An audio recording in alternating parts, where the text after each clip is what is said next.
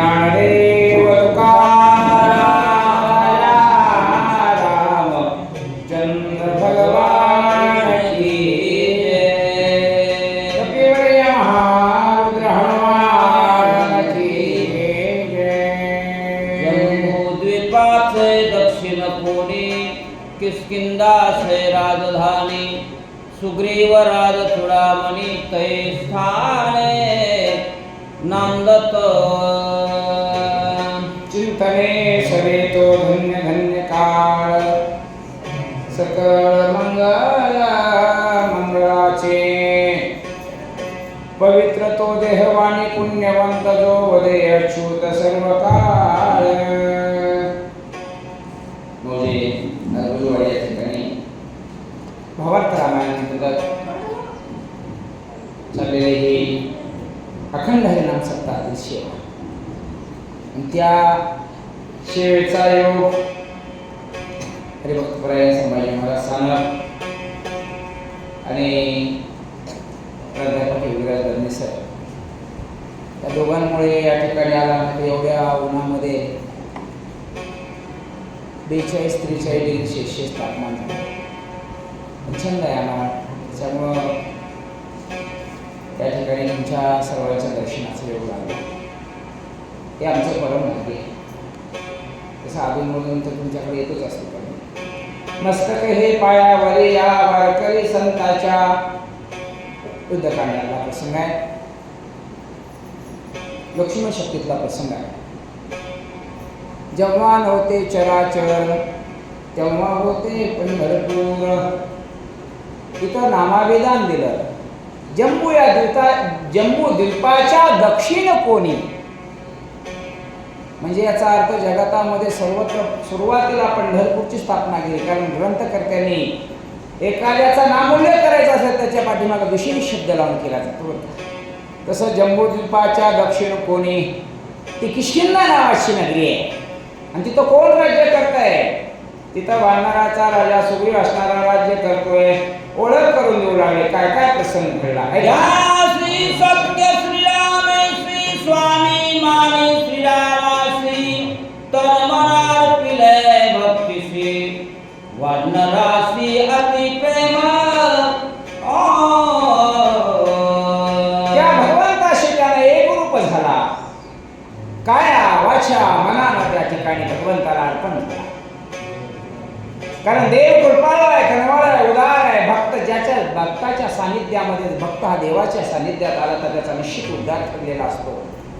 आणि म्हणून ज्याला प्रभू भगवंताने आपलंसं केलं, निंद्यतेही वंद्यतेने केले, देव आपला परोपकारी आहे। अरे सज्जनावर तर उपकार करेल याच्यात नवल नाही, पण दुर्जनावर सुद्धा उपकार करतो। आणि म्हणून भगवंतानी त्या सुग्रीवाला आपलंसं केलं, दोघं जण मित्र झाले म्हणतात। आणि मग काय घडलं पुढे का, राम रावणाचे रण युद्ध झाले अति दारुण, रावणे ब्रह्मशक्ती सोडून बंधू लक्ष्मण पाडीला। कथेचा प्रसंग आहे। प्रसंग असा झाला, राजा रावण हा राक्षस आहे, राम नर आहे, देवांचा देव आहे। दोघांचं युद्ध झालं म्हणतात, अनेक राक्षस त्या ठिकाणी मारले गेले, भयंकर स्वरूपामध्ये असणारं रणांगण त्या ठिकाणी गाजलं गेलं। आणि मग असा प्रसंग घडताना पुढं काय प्रकार झालाय का, औषधीशी विघ्न न करावे आवासे नवण तुम्हासी मी करीतो। माझे हनुमानजी बोलतात, वंदन आहे तुम्हाला, नमन आहे माझं, धर्मार्थ त्या ठिकाणी काम करण्यासाठी मेलेलं आहे। माझ्या लक्ष्मणाला ब्रह्मशक्ती लागलेली आहे, त्या दुष्ट रावणाला अहमरूपी रावणानं ती ब्रह्मशक्ती मारलेली आहे। आणि म्हणून द्रोणागिरी पर्वत घेऊन मी माझ्या लक्ष्मणाला वाचवण्यासाठी जात आहे। मग धर्माच्या कामामध्ये असणारा अडथळा नको आहे, विनंती रूपाने हनुमानजी बोलू लागले। काय म्हणतात, प्राण सांडील उर्मिला पती म्हणून औषधी मध्यरात्रे नेऊन शेते मी आलो. ज्यावेळेस सज्जनाच्या मुखातून शब्द निघतात त्यावेळेस पुढचा व्यक्ती कोण आहे कधी बघत नसतो. तू दुर्जन आहेस का सज्जन आहेस का आणखीन तुझं वेगळं मत आहे. मला जायचंय कशासाठी? माझा लक्ष्मण निश्चित पडलेला आहे. एक आट आहे. सूर्योदय होण्याच्या अगोदर त्या ब्रह्मशक्तीवर त्याचे किरण पडले तर पुन्हा लक्ष्मण उठणार नाही. आणि म्हणून मी मध्यरात्री आलोय. मी चोर नाही, मी राम भक्त आहे, एक पाईक आहे, एक सेवक आहे. मला जाऊ द्या म्हणून लागले आहे का? सुग्रीव सहित वानरा सकळ श्रीरामाचे किंकर. माझे नाम हनुमान वीर मार्ग सत्वर मज द्यावा. विचाराची प्रवृत्ती कशी असते लक्षात ठेवा. कोणी वंदोया निंदो, कोणी काही म्हणता गुरुजी. आपले विचार सोडायचे नाही, आपलं परिवर्तन सोडायचं नाही. मला जाऊ द्या. मी त्याच वानरामधला आहे जो सुग्रीव आहे. अनेक अशा प्रकारचे त्याचे वानर आहेत. अनेक पाईक आहेत त्या रामाचे आणि त्याच्यातला एक सामान्य किंकर आहे. मी तो औषधी नेण्यासाठी आलोय. मला गवू नका. पुढच्या धर्माच्या कामाला जाऊ द्या. हनुमंतराय विनम्रपणे कार्य सान साधिता पूर्ण सर्वता करू नये विघ्न. पुढीलांशी करिता छळ त्रिपुरंदर शोभेल. स्वामीचं कार्य करायचंय. स्वामीचं कार्य करत असताना काही शरीराची चिंता करायची नाही, वेळेची चिंता करायची नाही. आपोआप तो भगवान परमात्मा करून घेतो. पण मला अडथळा आणू नका. धर्माचं काम करताना साधूचं छळण करणं चांगलं नव्हे. साधूचं छळण करायला गेल्याच्या नंतर आपलं दळण झाल्याशिवाय राहत नाही. म्हणून एक लक्षात घ्या. मी एक कृतोपकार करण्यासाठी जातोय. जे आम्ही त्या भगवंताचे असणाऱ्या त्या ठिकाणी ऋण फेडण्यासाठी जातोय. माझा राजा सुग्रीव आहे आणि मला अडवू नका. छळण करणं चांगलं नव्हे. हनुमानजी बोलू लागले. ऐसे बोलता कपी केसारे गंधर्व सरसावले बारी केवडे राम सुग्रीवाचे थोरे. औषधी रात्रे नेवाला. ज्याच्या त्याच्या मताचे विचार असतात. जे प्रामाणिक इमानदार नियतीचे माणसं असतात त्याच्या मुखातून कधीच कठोर शब्द निघतच नाही आणि ते आपले विचार सोडत नसतात. आणि ज्याच्या डिक्शनरीमध्ये ते शब्दच नाही त्याच्याकडे चांगले शब्द कधी येत. हनुमानजी विनम्रपणाने सांगतायत मला जाऊ दे, अडवू नका. गंधर्व तयार झाले. कोण तो राम, कोण तो सुग्रीव, कुणाच्या आधाराने रात्रीच्या वेळेला हे वनस्पती नेलंय. तो सांगते आमच्या राज्यात युद्ध करण्यासाठी गंधर्व पुढे आले. कसं युद्ध करणार? सरसावले मारावया सिद्ध झाले. गदा परिग तिकट भाले वर्षो लागले समकाळे. गंधर्व युद्धासाठी तयार.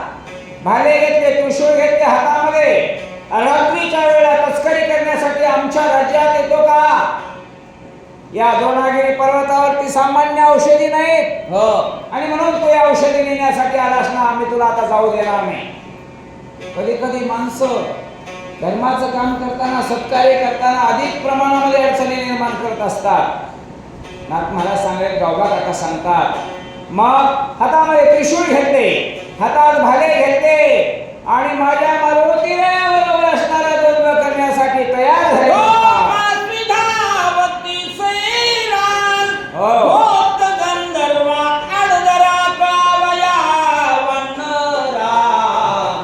करते खरा पुरुषार्थ. एक लक्षात घ्या. ज्याच्या पुरुषार्थ कुठे गाजवावा.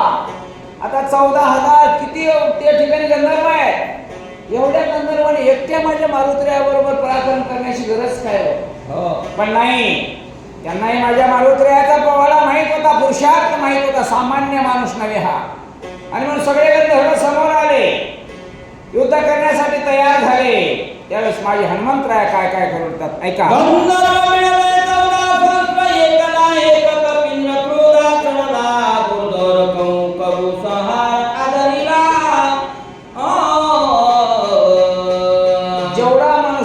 असतो तेवढाच क्रोधायमान होत असतो, हे लक्षात ठेवा.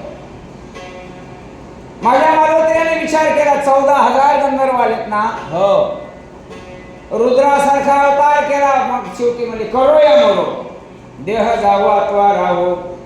मारुतीराय म्हणाले गंधर्व काय, या जगतातलं कोणी असू द्या, माझ्या स्वामीच्या कार्यात अडथळा निर्माण करत असेल तर त्याला मी सोडणार नाही. गंधर्व पुढे सरसावले. हनुमानजीने असणारं क्रोधायमान रूप धारण केलं आणि काय करू लागले.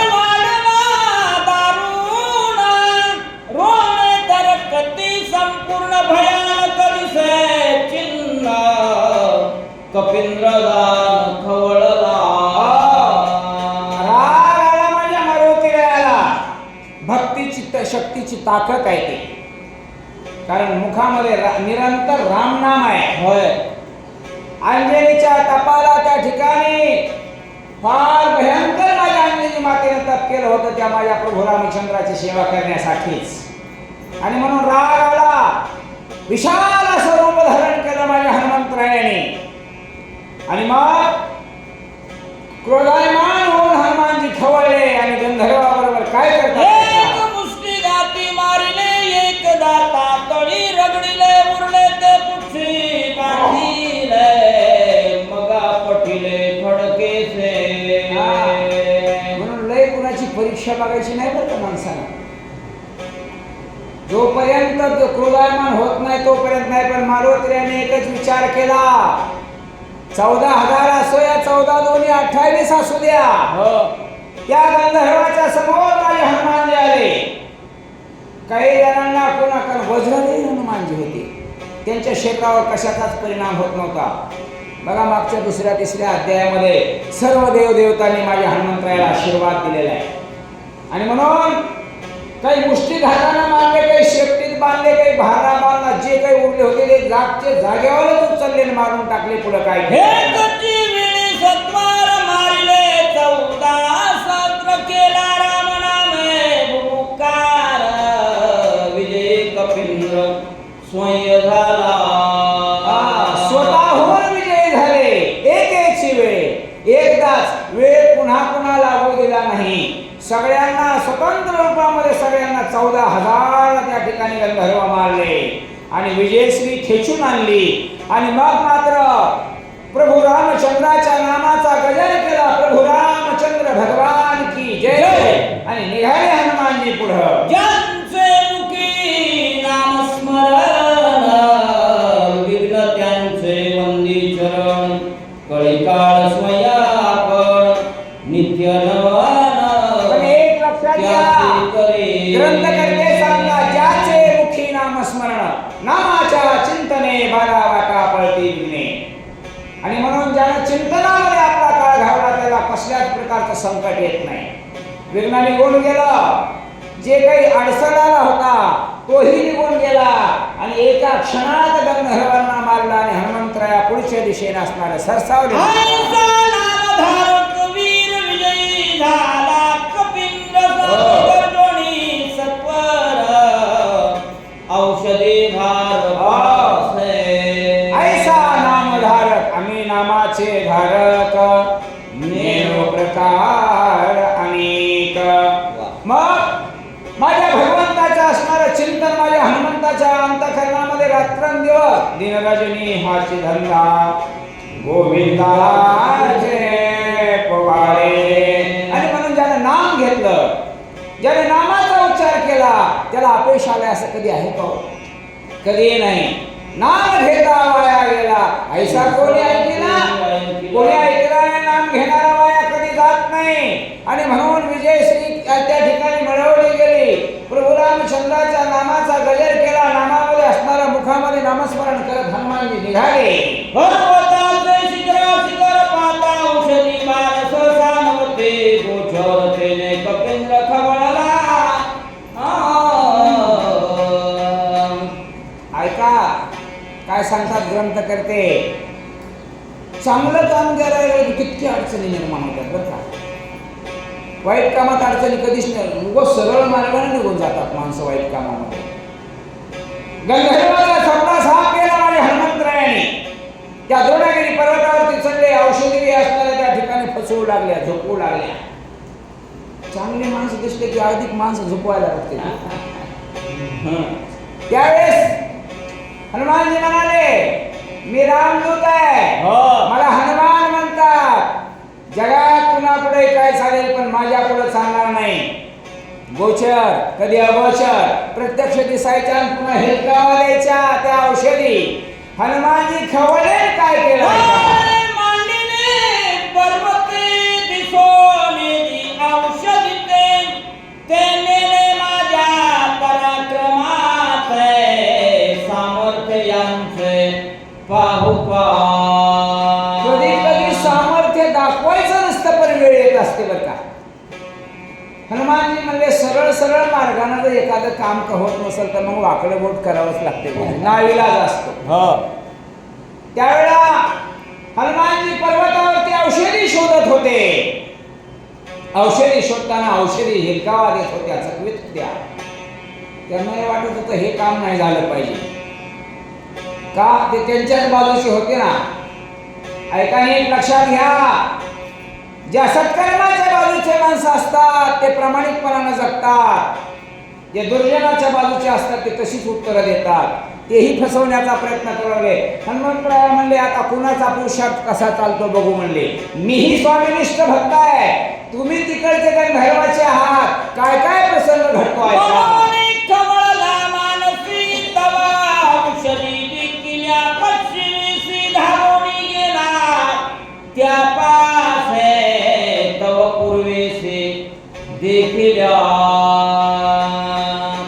त्या काळापासून असंच चाललंय. रामाला माझ्या हनुमंतरायाला कशा सापडण्यात औषधी बघतो म्हणजे. अरे खरी ज्याची सेवा भर काय त्याच्याशिवाय निष्ठावान आहे. कधी मध्ये नाही ही शक्ती ते ती शक्ती, ह्या सप्ता तो सप्ता रात्रंदिवस चिंतन केलं पाहिजे.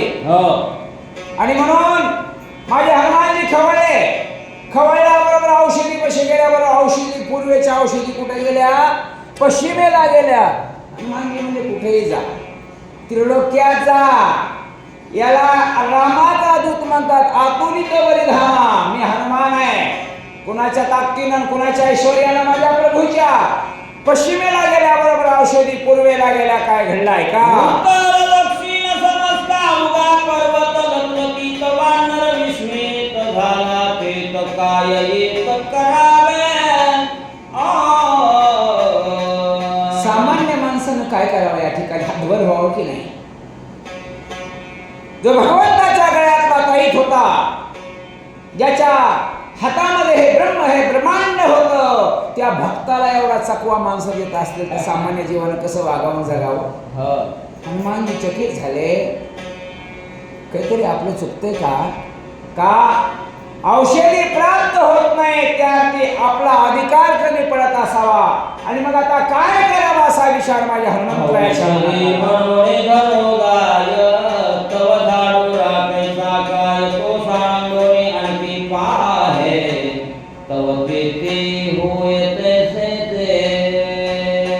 अनेक प्रकारे माझ्या हनुमंतरायाची फसगत आणि फसवणूक करण्याचा औषधी प्रयत्न करत होत्या.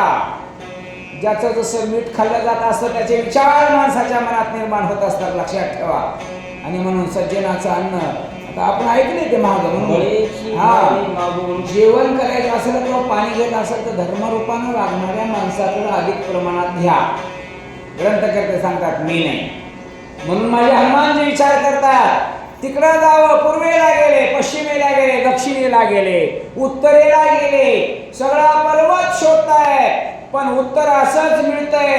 काय करावं, कोणता मार्ग अवलंबावा. लक्षात घ्या, संकट समयामध्ये माणसानं थोडंसं थंड विचार डोक्याने केला पाहिजे. आपणही बरं का सारासार विचार करत असताना अगदी निर्णय टोकाचा घ्यायचा नाही.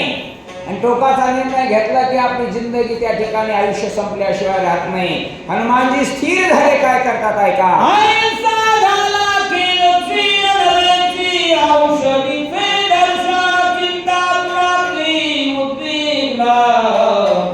काय आपण बोलतो, स्वामीची सेवा रात्रंदिवस करतोय, क्षीण झाले माझे हनुमानजी, खेद निर्माण झाला. मला या ठिकाणी मी ज्याच्यासाठी आलोय ते उत्तर प्राप्त प्राप्त होत नाही, आता मी काय करू? भगवंताचं नामस्मरण करण्याचा प्रयत्न करू लागले. आता याच्यातून मला कोण सोडवी? आणि मला या ज्या कार्यासाठी मी आलोय त्या कार्यासाठी बुद्धीचा दाता म्हणून त्या भगवंताचा धावा करावा की काय करावा? खेळ दक्षिण घालेले हनुमानजी विचार करू लागले. औषधीचे दर्शन चिंता दूर गेला कपटी राक्षस भेटला तोही मारिला वायात. आपलं जे असं कधी कधी होतंय बरं का, संसारात पळून पळून पळून अनेक लक्षात घ्या लय पळता कंबरड मोडलं. हा पळून पळून पण तुम्ही एक लक्षात घ्या, जेवढं संसारात पळताल तेवढं अधिक दुःखामध्ये असणार त्या ठिकाणी बोलावं लागतं. आणि परमात्माकडे जितकं जाल तितका आनंद प्राप्त होत असतो. संसारात सुख नाही विचारी धर, कोणाचे माय बाप कोणाचे घर. हे म्हणायचं आहे, सुखत काहीच नाही. हनुमानजी म्हणतात जेवढा पुरुषार्थ केला तितका शिवाया गेला. किती किती कर्मण केलं होतं आमचे सांगून सांगतात, एवढा एवढा अंतर होता. बरोबर आहे का नाही? 10 शते अधिक देते आणि म्हणून एवढा केला सगळा वाया गेला. असं वाटतंय का नाही? सुनाना लेखाना बाहेर घातल्यास चलचित्रपटात होतो संसारातला मागचा म्हणलं कमवून ठेवायचं नाही. माझं सांगणं आहे बरं का. बरं तुम्ही म्हणता हे सांगायला आलास का? हे सांगणं उचित आहे. लेकरांना गरजेपेक्षा अधिक कमवून ठेवलं की त्याचा गैरफायदा ते घेत असतात, लक्षात ठेवा. म्हणून कामापुरतं बिलकुल कमवलंच पाहिजे. 4 पुरुषार्थ आहे, धर्म अर्थ काम आणि मोक्ष. पैसा कमावलाच पाहिजे, पण आधी कमवला की त्याचा बाजार झाल्याशिवाय राहत नाही. हनुमानजी विचार करतात, ऐका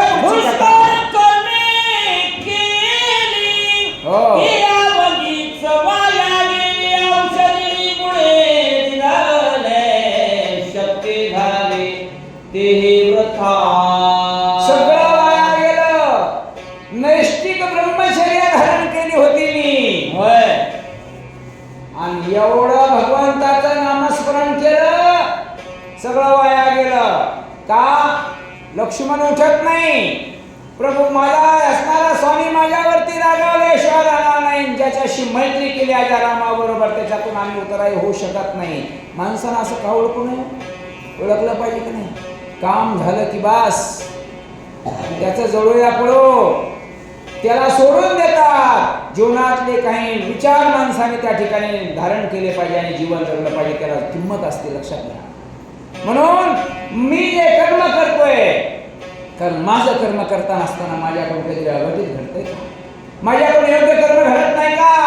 हे सगळं व्यर्थ जातं याची चिंता माझ्या हनुमंताला लागली होती. म्हणून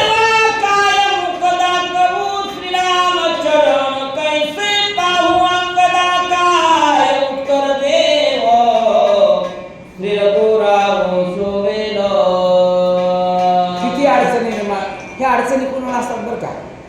जो कार्य करतो, जो धर्मनीतीनं वागतो, विवेकशील वागतो, त्याच माणसाला अडचणी असतात. माझे हनुमानजी म्हणतात, सुग्रीव काय म्हणेल आता?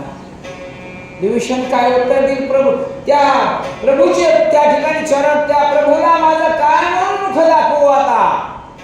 हे सज्जनाचं लक्षण आहे. मूर्ख माणसाला काहीच नाही. 2 शिव्या घाला नाही, आणखीन काही बोला, 2 हाना, ते म्हणते फुलं पडले. पण आता माझ्या हनुमंताची अवस्था आहे जिथं सगळे बसले, ज्यांना मी शब्द दिला होता की हे तुमचं काम केल्याशिवाय मी वापस येणार नाही. लक्ष्मण नाही उठला तर माझ्या बंधूला काय सांगू? माझ्या स्वामीला मी काय सांगू? चिंता तो झालेले हनुमानजी स्वगत भाषण मनाशी करतायत. काय म्हणू लागले आहे का?